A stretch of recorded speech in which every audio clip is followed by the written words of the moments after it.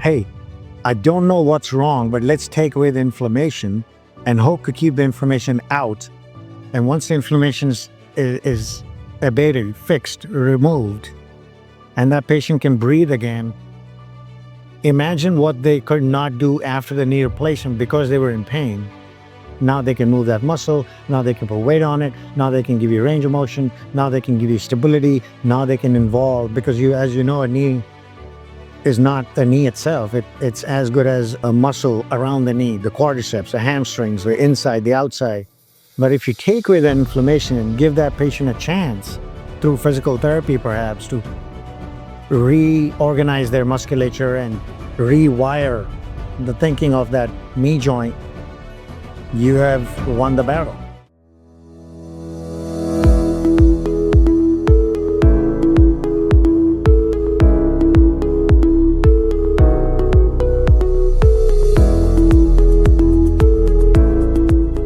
GAE Clinic is incorporating musculoskeletal care, right?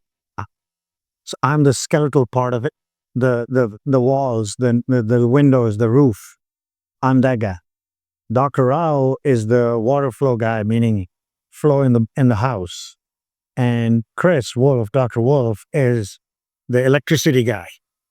So when a patient comes to see us with arthritis, is it a skeletal? Is it a wall problem? Is it a blood flow / water flow problem? Or is it an electricity problem? So the electricity becomes the nerves, the water flow becomes the embolization or vascular procedures, and my job is to fix the walls. As you can imagine, if the walls are collapsed in a house, the water flow also is probably gone, or the nerves, meaning the electricity is also broken now. So we kind of take it in that approach. And as a three-way pathology, nerve, blood flow, and bones, it doesn't matter how the patient enters this triangle of care. If I recognize it's not a skeletal problem, it's a vascular problem, I refer them to Dr. Rao. If I recognize it's a neuropathic problem or a pain issue, I do it. Then I refer to Dr. Wolf, or vice versa. They do the same if it's something that they recognize as a skeletal problem, a bone problem. So that's kind of the 3-in-1 approach, what we call multidisciplinary approach we have undertaken. And I tell you, as an orthopedic surgeon, we do a lot of you're the best. But if I'm fixing your house and your walls, but the problem was all along the electricity, you basically paid the wrong guy for the wrong contractor, did the wrong work, and yet you keep saying, wait, my light bulb still doesn't work. But I tell you in return, but your wall is looking good. So wait a minute, but the electricity is short circuiting. And I said, but the wall is looking good. So I'm only focused on what I can fix. I think as a surgeon, a good surgeon is somebody who knows how to fix something. A better surgeon who recognizes what's there around that's also not fixed, or let me not touch this patient. When we say touch, knife, surgery, procedures, because the moment you do a procedure for the wrong reason and that patient continues to have symptoms after surgery, you have bought the pain. That pain is your pain, my pain, not the patient's pain anymore. So a good surgeon recognizes what he can fix, or she. A better surgeon recognizes what not to mess with. And we all learned by making mistakes, right? How do you know that I've done a knee replacement on Mrs. Jones and Mrs. Jones is continuing to have the exact same pain after knee replacement, and then I tell her, well, it's coming from your spine, or it's coming a referred pain from your hip. At which point, what is Mrs. Jones going to say to me? Why didn't you tell me that before going through a 6 to 8 month torture, rehab, surgery? I got my sister who flew in from Ohio to take care of me, and my son had to take time off from work to come to the hospital, and blah, blah, blah, blah. So it's a very expensive way to find out that you should have not touched it there. How about approach it in a more neutral manner? Approach it in a way that you actually tell Mrs. Jones, I am not sure if your knee pain is actually your knee problem. What if it's hell, all the way from psychology to weight loss to diabetes to spine to nerve to flow? There's so many other things that can give you knee pain. Not every knee pain is arthritis, and not every arthritis needs for surgery. So, having said that, we have become better in patient selection and surgery selection. Yet there are failures. So let's call it, let's give it a big number, 5% of knee replacements, call it 10% of knee replacements are still having symptoms after knee replacement. And my hands are done as far as what I can offer. That's where the GAE, which is known as genicular artery embolization, that's where that comes in. Hey, I don't know what's wrong, but let's take away the inflammation and hope to keep the inflammation out. And once the inflammation is abated, fixed, removed, and that patient can breathe again, imagine what they could not do after the knee replacement because they were in pain. Now they can move that muscle. Now they can put weight on it. Now they can give you range of motion. Now they can give you stability. Now they can involve, because as you know, a knee is not the knee itself. It's as good as a muscle around the knee, the quadriceps, the hamstrings, the inside, the outside. But if you take away that inflammation and give that patient a chance through physical therapy, perhaps to reorganize their musculature and rewire the thinking of that knee joint, you have won the battle. You said something in your talk earlier that I really liked. Like, as an orthopedist, before you had these modalities, you would just sit there and show them their x-ray and say, it says it's good. Yeah. And, we have a very tunnel vision in the United States of America because of the specializations that we do. And unfortunately, we get so sucked into our tunnel visions that we don't see outside of our little tunnel. All I can tell the patient is there's nothing wrong in the x-rays. If I look at it this way, it looks good. If I look at it this way, it looks good. If I look at it this way, all the skeletal balances have been obtained. In other words, I have fixed that knee to the best of my ability, and guess what? It looks great. It looks textbook. Textbook is now what answering the patient's pain. Patient is saying, I'm still in pain. And I'm replying, but your x-ray looks good. Patient says, my knee swells. Your x-ray looks good. Is it infection? No. Is it, did you put the parts wrong? No. Did you align them wrong? No. Then why does my knee hurt? Your x-rays look good. We go in circles on that, and it's very frustrating, more importantly for the patient than for me, because I come out of the room unsatisfied that the patient is unhappy, and the patient definitely is getting unsatisfactory answer from me. They seek a second opinion. Depending on who they seek, they get a different, so there's a lot of this, what I call a NASCAR, back to the pit. Yet nobody's made any progress.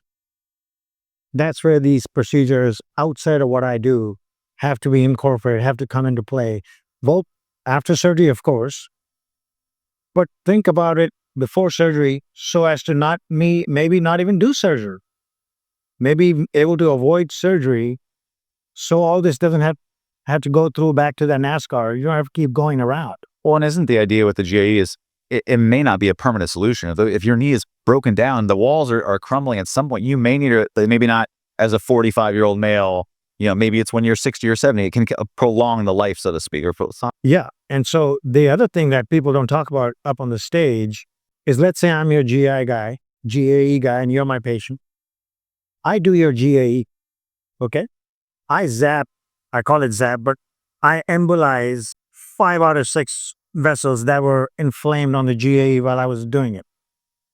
You come out and say, doc, no pain relief whatsoever. That does not mean that patient needs surgery. What that means is think outside of the knee. Is there a spine problem? Is there a hip issue? Is there a foot pain? Is it an imbalance in their height? Is one leg shorter than the other? Is it psychological? Have they been traumatized in the past in that knee that gets angry faster? Think outside the box for a minute. Tell the patient that.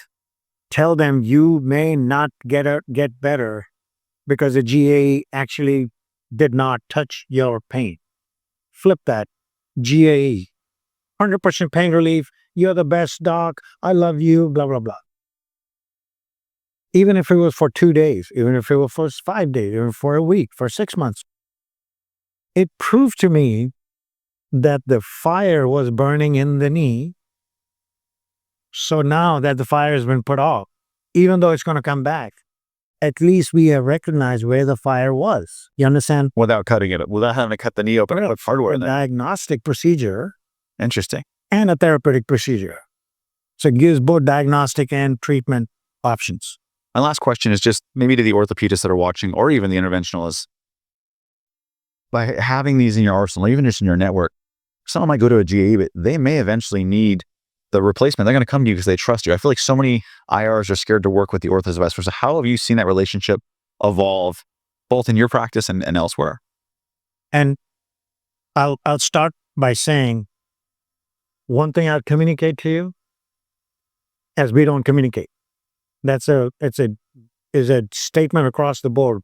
A patient goes to clinic A and then they go to clinic B. Clinic B has no idea what clinic A did or said. And it's literally asking unfortunate, uneducated patient on medicine, what did your previous blah, blah, blah guy say? You remember that game we used to play, the Telephone? The message changes as a patient is taking the message as to what they were. Just so you know, 90% of educated people forget 90% of what was told to them. Take that to the next doctor. Take that to the next treatment interventionalist or procedurist or whoever. So we don't communicate. If we open the channels of communication and actually pick up the phone and, Dr. A calls Dr. B and says, I'm sending you a patient. This is what I saw. This is what I did. Please call me if you have any questions. That is, what's that? There's a credit card ad that is priceless. Yep. Right? We don't talk. And as a result, from not talking, there's lack of communication. And then later on, somebody who looks at all clinic A, clinic B, clinic C and says, doggone, had the A guy seen what B did and what B guy seen what the C guy did, this patient wouldn't be in this predicament. The communication is key. I try my best. I mean, I've even in lots of cases given my cell phone number to the patient and say on a sticky note and say, just hand it over to the next provider. Tell them to call that number. And if I don't pick up, leave a message, I'll call them back. I may be in surgery or something. But the idea is don't not communicate. And that's where the whole thing falls apart. Do you feel like that's something just the way the system's built? Is that an ego and pride thing? Or is it a financial? Where do you feel like the roadblock is? All of the above. The system is like that. We are super, super busy in what we do. You don't have time. We don't have, and we think our notes that we have created for the patient should be sufficient for the next doctor. Well, what if the notes were never received on that fax or that e-document or got put away in an office for later charting into their chart, which is 2 months behind schedule? Things like that happen all the time. So the idea is, and Dr. Rao, who I work with, and for that matter, Chris Wolf, we pick up the phone and start calling. Just call. And if they don't pick up first time, call again.